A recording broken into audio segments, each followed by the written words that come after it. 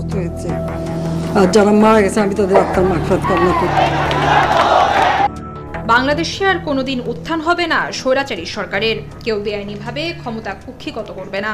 পরিবর্তন হবে সংবিধান, এমন আশ্বাস দিয়েছেন বিএনপির ভারপ্রাপ্ত চেয়ারম্যান তারেক রহমান। রোববার 1 সেপ্টেম্বর এক মতবিনিময় সভায় ভার্চুয়ালি যোগ দিয়ে এসব কথা বলেন তিনি জানান, বাংলাদেশে আর কোনোদিন কেউ যাতে ক্ষমতা কুক্ষিগত করে স্বৈরাচারী না হয়ে উঠতে পারে সেটা নিশ্চিত করতে বিএনপি সংবিধানে এমন ব্যবস্থা রাখতে চায় যাতে কেউ যেন পরপর 2 বারের বেশি প্রধানমন্ত্রী হতে না পারে।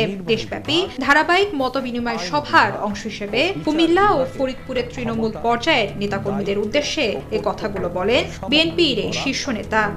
পরপর 2 টার্মের বেশি কেউ প্রধানমন্ত্রীর দায়িত্ব পালন না করা।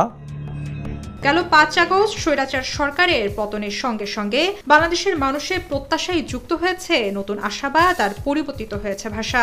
দাবি জোরালো হয়েছে দ্বিকক্ষ বিশিষ্ট সংসদের। এরই মধ্যে বিভিন্ন রাজনৈতিক দল অন্তর্বর্তীকালীন সরকারের কাছেও আনুষ্ঠানিকভাবে এই দাবির কথা জানিয়েছে।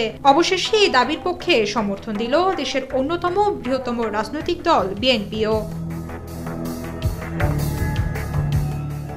পাশাপাশি দৃশ্যমান ও অদৃশ্য প্রতিপক্ষ মোকাবিলায় সতর্ক থাকার কথা বলেন তারেক রহমান। তিনি বলেন, এতদিন আওয়ামী লীগ ছিল প্রকাশ্য প্রতিপক্ষ, এখন আওয়ামী লীগ ছাড়াও চারিদিকে রয়েছে অসংখ্য অদৃশ্য প্রতিপক্ষ।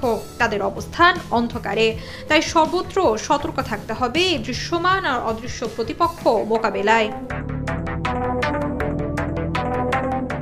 বিএনপি রাষ্ট্র কাঠামো সংস্কারের পরিকল্পনার কথা তুলে ধরে ভারপ্রাপ্ত চেয়ারম্যান বলেন, বিএনপি আইন, বিচার ও নির্বাহী বিভাগের মধ্যে ক্ষমতার ভারসাম্য রাখতে চায়। বিএনপি ঐক্যবদ্ধ থাকলে যে কোনো ষড়যন্ত্র মোকাবিলা করে অতীতের মতো আবারও দল হিসেবে সফল হওয়ার আশাবাদ ব্যক্ত করেন তারেক রহমান।